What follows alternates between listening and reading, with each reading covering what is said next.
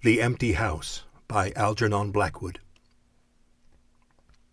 Certain houses, like certain persons, manage somehow to proclaim at once their character for evil. In the case of the latter, no particular feature need betray them. They may boast an open countenance and an ingenuous smile, and yet a little of their company leaves the unalterable conviction that there is something radically amiss with their being, that they are evil. Willy-nilly they seem to communicate an atmosphere of secret and wicked thoughts, which makes those in their immediate neighborhood shrink from them as from a thing diseased. And, perhaps, with houses the same principle is operative, and it is the aroma of evil deeds committed under a particular roof, long after the actual doers have passed away, that makes the goose-flesh come and the hair rise. Something of the original passion of the evildoer, and of the horror felt by his victim, enters the heart of the innocent watcher, and he becomes suddenly conscious of tingling nerves, creeping skin, and a chilling of the blood. He is terror-stricken without apparent cause. There was manifestly nothing in the external appearance of this particular house to bear out the tales of horror that was said to reign within. It was neither lonely nor unkempt. It stood crowded into a corner of the square, and looked exactly like the houses on either side of it. It had the same number of windows as its neighbors, the same balcony overlooking the gardens, the same white steps leading up to the heavy black front door, and in the rear there was the same narrow strip of green with neat box borders running up to the wall that divided it from the backs of the adjoining houses. Apparently, too, the number of chimney-pots on the roof was the same, the breadth and angle of the eaves, and even the height of the dirty area railings. And yet this house in the square, that seemed precisely similar to its 50 ugly neighbors, was as a matter of fact entirely different, horribly different. Wherein lay this marked, invisible difference is impossible to say.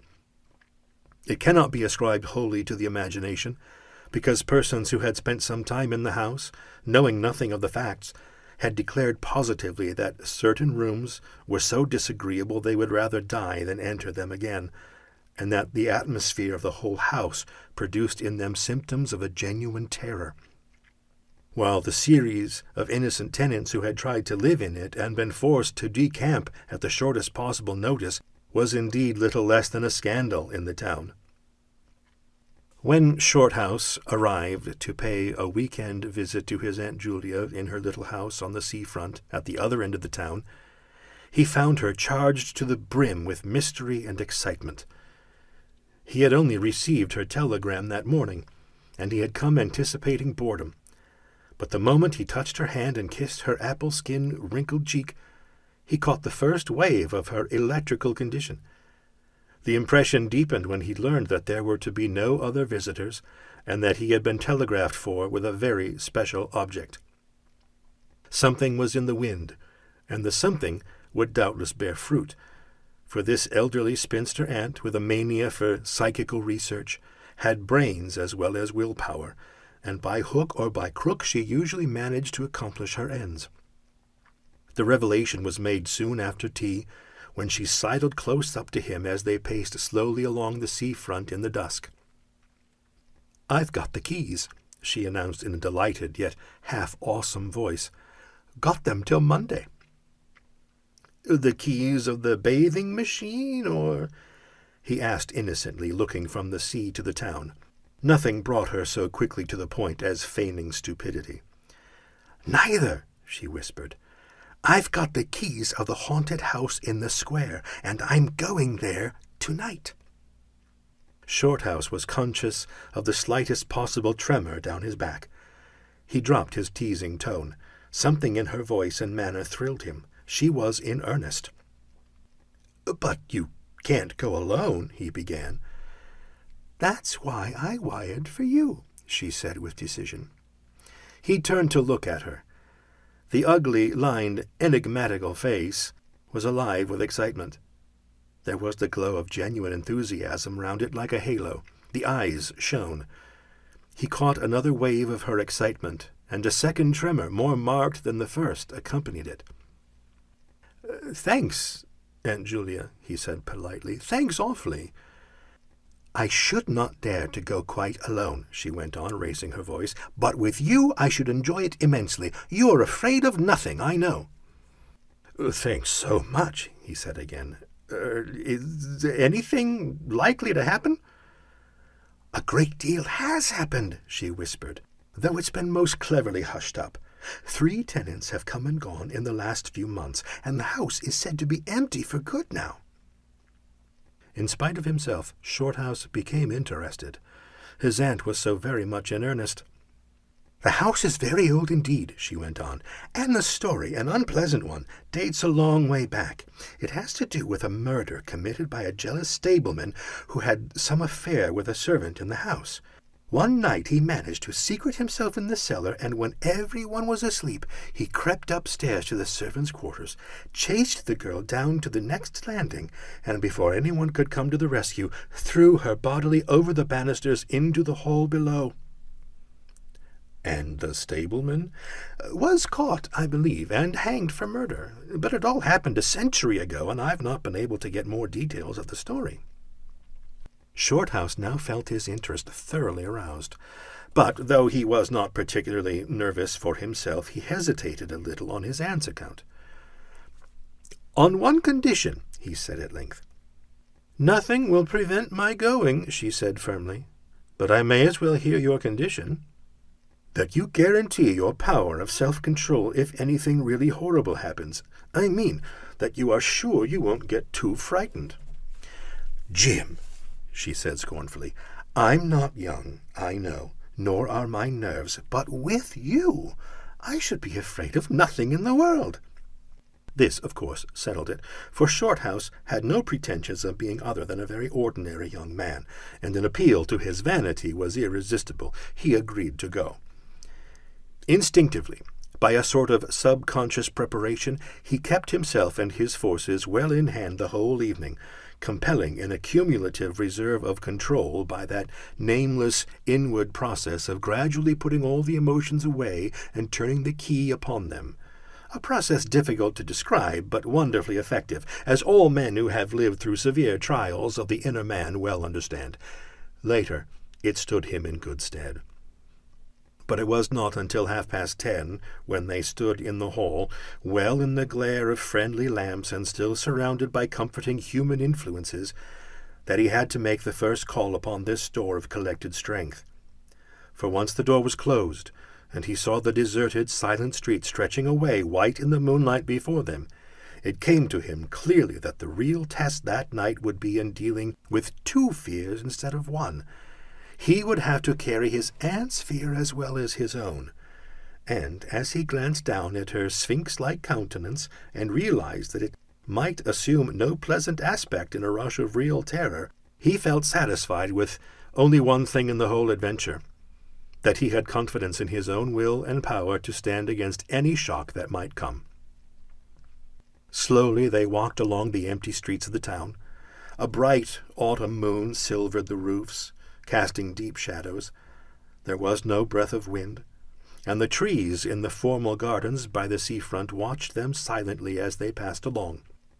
To his aunt's occasional remarks Shorthouse made no reply, realizing that she was simply surrounding herself with mental buffers, saying ordinary things to prevent herself thinking of extraordinary things. Few windows showed lights, and from scarcely a single chimney came smoke or sparks. Shorthouse had already begun to notice everything, even the smallest details. Presently they stopped at the street corner and looked up at the name on the side of the house full in the moonlight, and with one accord, but without remark, turned into the square and crossed over to the side of it that lay in shadow. "The number of the house is 13, whispered a voice at his side, and neither of them made the obvious reference, but passed across the broad sheet of moonlight and began to march up the pavement in silence. It was about halfway up the square that Shorthouse felt an arm slipped quietly but significantly into his own, and knew then that their adventure had begun in earnest, and that his companion was already yielding imperceptibly to the influences against them. She needed support. A few minutes later they stopped before a tall, narrow house that rose before them into the night, ugly in shape and painted a dingy white. Shutterless windows without blinds stared down upon them, shining here and there in the moonlight. There were weather streaks in the wall and cracks in the paint, and the balcony bulged out from the first floor a little unnaturally. But beyond this generally forlorn appearance of an unoccupied house, there was nothing at first to single out this particular mansion for the evil character it had most certainly acquired. Taking a look over their shoulders to make sure that they had not been followed, they went boldly up the steps and stood against the huge black door that fronted them forbiddingly. But the first wave of nervousness was now upon them, and Shorthouse fumbled a long time with the key before he could fit it into the lock at all. For a moment, if truth were told, they both hoped it would not open, for they were a prey to various unpleasant emotions as they stood there on the threshold of their ghostly adventure.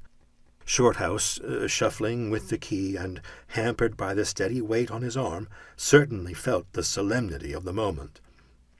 It was as if the whole world, for all experience seemed at that instant concentrated in his own consciousness, were listening to the grating noise of that key. A stray puff of wind wandering down the empty street woke a momentary rustling in the trees behind them, but otherwise this rattling of the key was the only sound audible, and at last it turned in the lock and the heavy door swung open and revealed a yawning gulf of darkness beyond. With a last glance at the moonlit square, they passed quickly in, and the door slammed behind them with a roar that echoed prodigiously through empty halls and passages. But instantly, with the echoes, another sound made itself heard, and Aunt Julia leaned suddenly so heavily upon him that he had to take a step backwards to save himself from falling.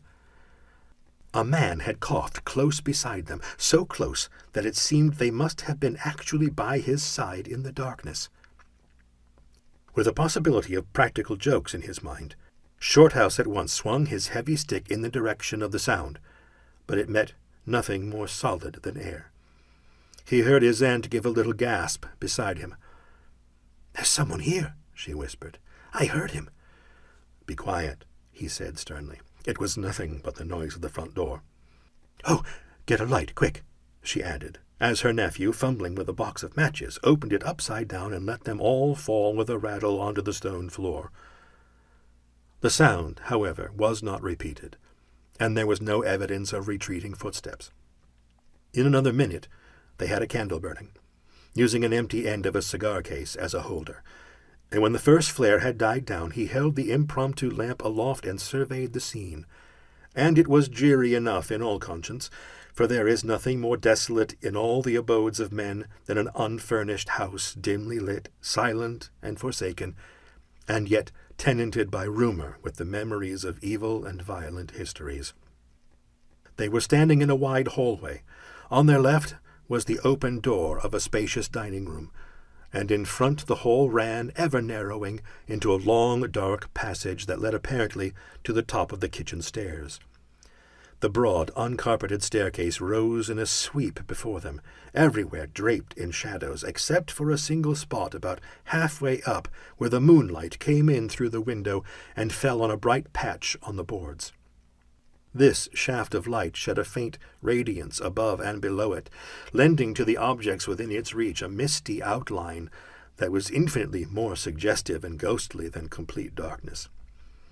Filtered moonlight always seems to paint faces on the surrounding gloom, and as Shorthouse peered up into the well of darkness and thought of the countless empty rooms and passages in the upper part of the old house, he caught himself longing again for the safety of the moonlit square or the cozy, bright drawing-room they had left an hour before. Then, realizing that these thoughts were dangerous, he thrust them away again and summoned all his energy for concentration on the present. "Aunt Julia," he said aloud, severely, "we must now go through the house from top to bottom and make a thorough search." The echoes of his voice died away slowly all over the building, and in the intense silence that followed, he turned to look at her. In the candlelight, he saw that her face was already ghastly pale, but she dropped his arm for a moment and said in a whisper, stepping close in front of him, "I agree. We must be sure there's no one hiding. That's the first thing." She spoke with evident effort, and he looked at her with admiration. "You feel quite sure of yourself? It's not too late." "I think so," she whispered, her eyes shifting nervously toward the shadows behind. "Quite sure. Only one thing." "What's that?" "You must never leave me alone for an instant." "As long as you understand that any sound or appearance must be investigated at once, for to hesitate means to admit fear. That is fatal." "Agreed," she said, a little shakily, after a moment's hesitation. "I'll try." Arm in arm, Shorthouse holding the dripping candle and the stick while his aunt carried the cloak over her shoulders, figures of utter comedy to all but themselves, they began a systematic search. Stealthily, walking on tiptoe and shading the candle lest it should betray their presence through the shutterless windows, they went first into the big dining room. There was not a stick of furniture to be seen. Bare walls, ugly mantelpieces, and empty grates stared at them. Everything, they felt, resented their intrusion, watching them, as it were, with veiled eyes. Whispers followed them. Shadows flitted noiselessly to right and left. Something seemed ever at their back, watching, waiting an opportunity to do them injury. There was the inevitable sense that operations which went on when the room was empty had been temporarily suspended till they were well out of the way again. The whole dark interior of the old building seemed to become a malignant presence that rose up, warning them to desist and mind their own business. Every moment the strain on their nerves increased. Out of the gloomy dining room they passed through large folding doors into a sort of library or smoking room, wrapped equally in silence, darkness, and dust.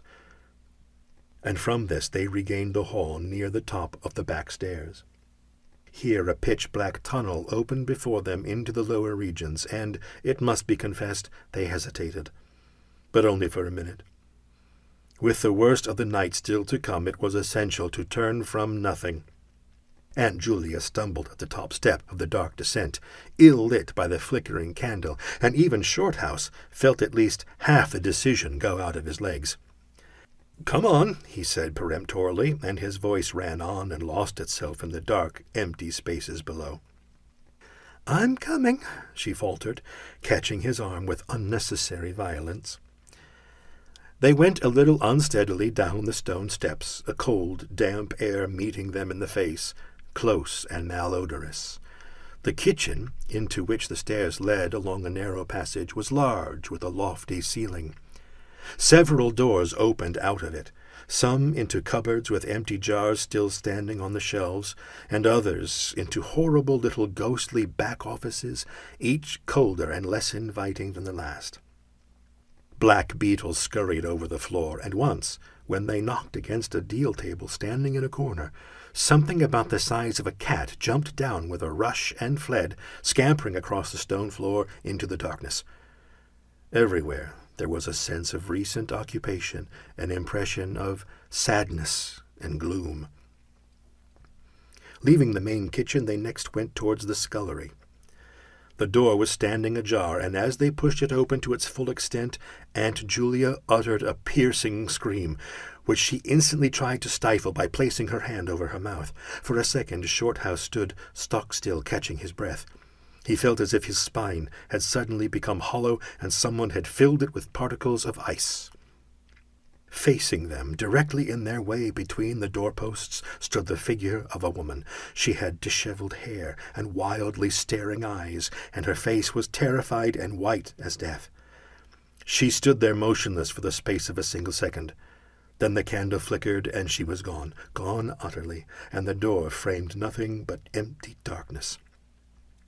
"Only the beastly jumping candlelight," he said quickly in a voice that sounded like someone else's and was only half under control. "Come on, Aunt, there's nothing there." He dragged her forward.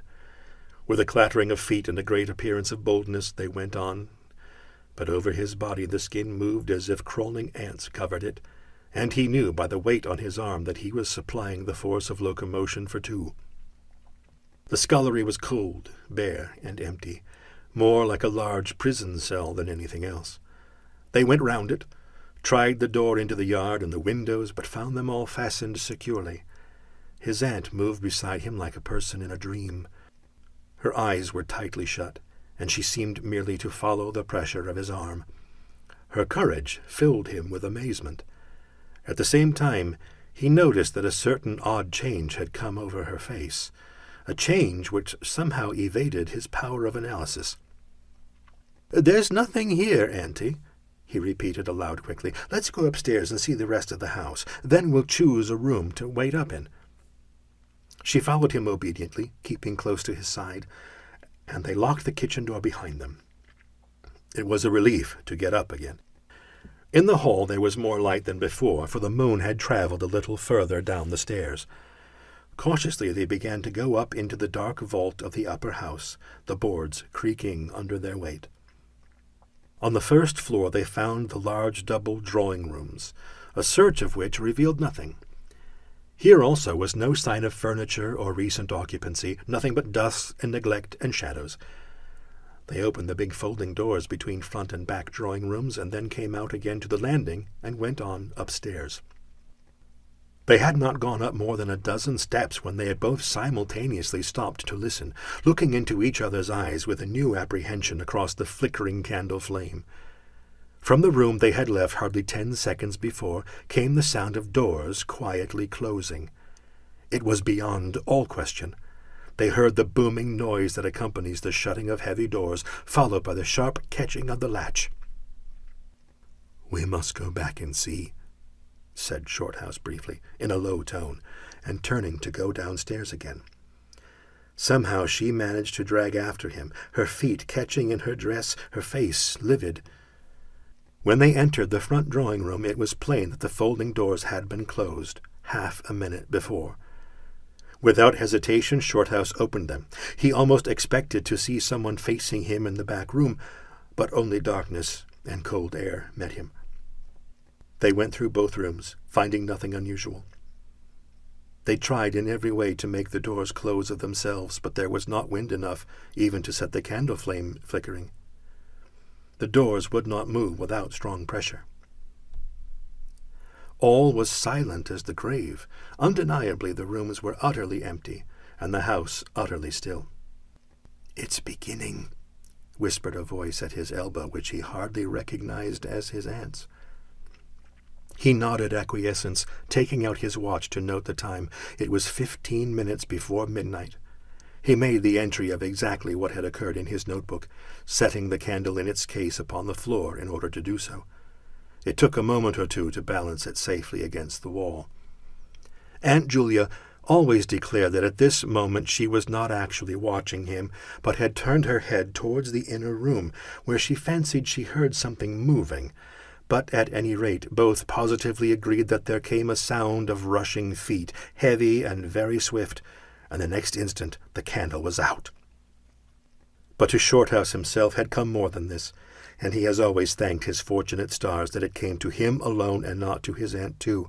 For as he rose from the stooping position of balancing the candle, and before it was actually extinguished, a face thrust itself forward so close to his own that he could almost have touched it with his lips. It was a face working with passion, a man's face, dark, with thick features and angry, savage eyes. It belonged to a common man, and it was evil in its ordinary, normal expression, no doubt, but as he saw it alive, with intense, aggressive emotion, it was a malignant and terrible human countenance.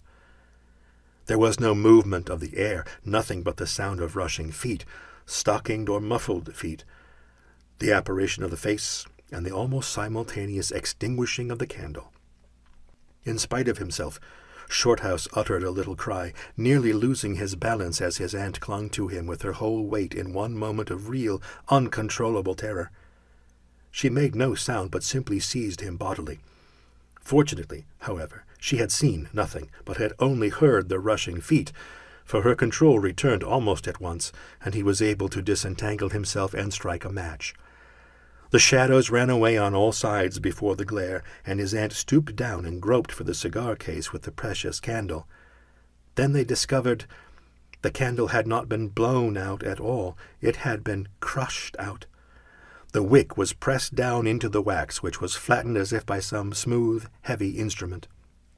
How his companion so quickly overcame her terror Shorthouse never properly understood, but his admiration for her self-control increased tenfold, and at the same time served to feed his own dying flame, for which he was undeniably grateful. Equally inexplicable to him was the evidence of physical force they had just witnessed.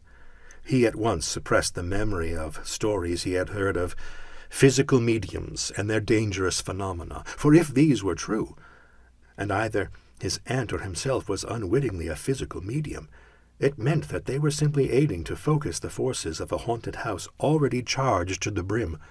It was like walking with unprotected lamps among uncovered stores of gunpowder. So, with as little reflection as possible, he simply relit the candle and went up to the next floor. The arm in his trembled, it is true, and his own tread was often uncertain, but they went on with thoroughness, and after a search revealing nothing, they climbed the last flight of stairs to the top floor of all. Here they found a perfect nest of small servants' rooms, with broken pieces of furniture, dirty cane-bottomed chairs, chests of drawers, cracked mirrors, and decrepit bedsteads.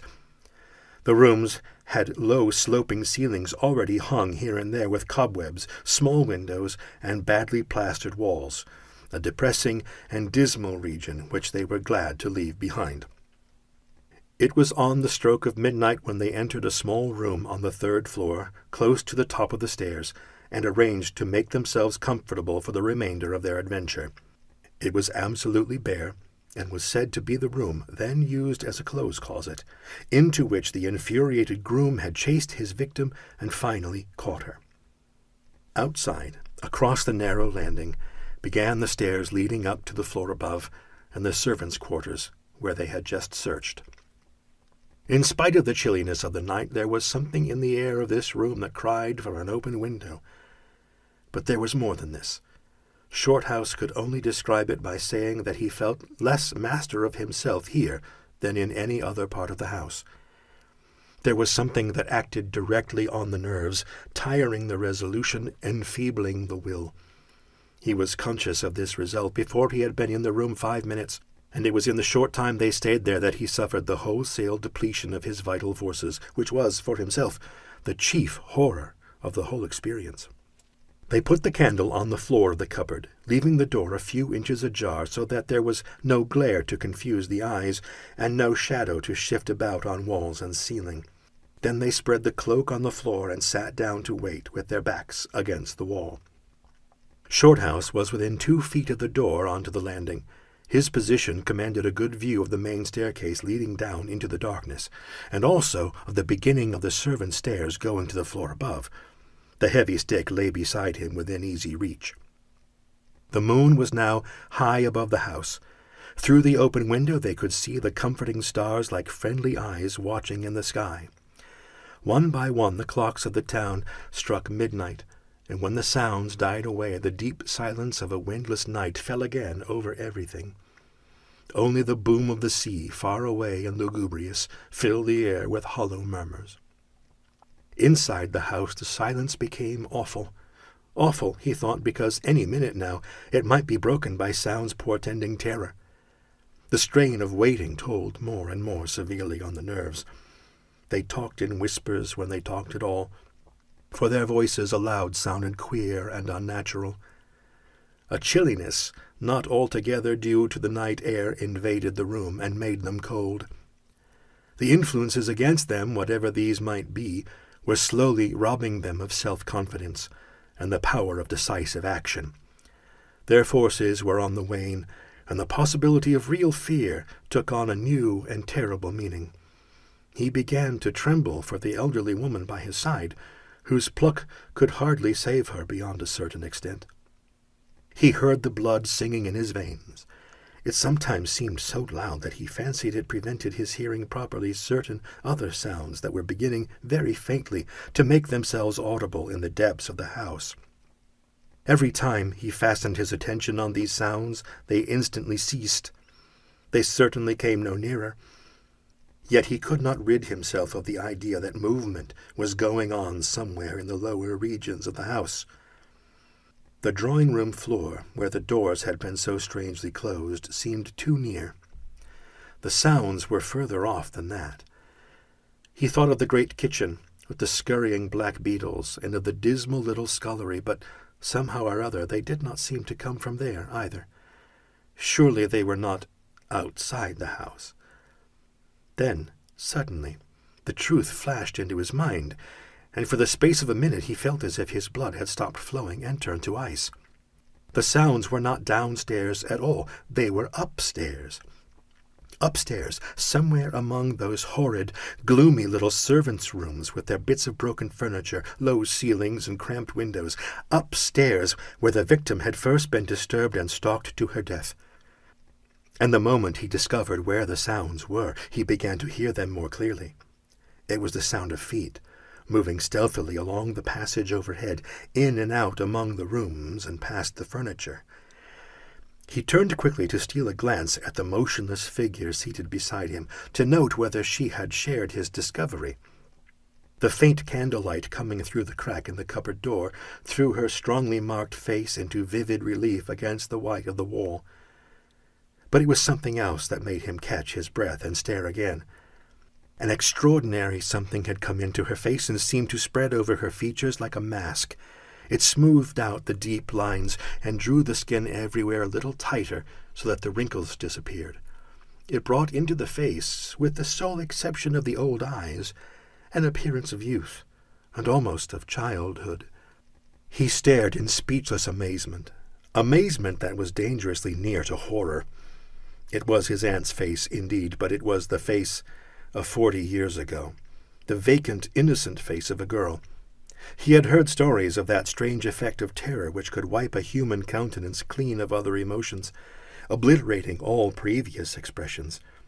But he had never realized that it could be literally true, or could mean anything so simply horrible as what he now saw.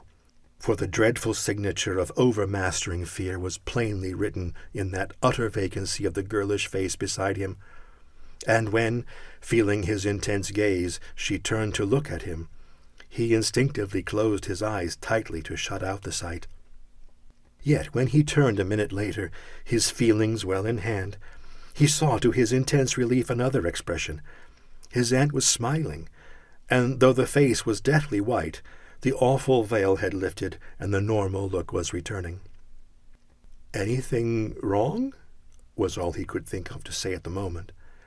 And the answer was eloquent, coming from such a woman.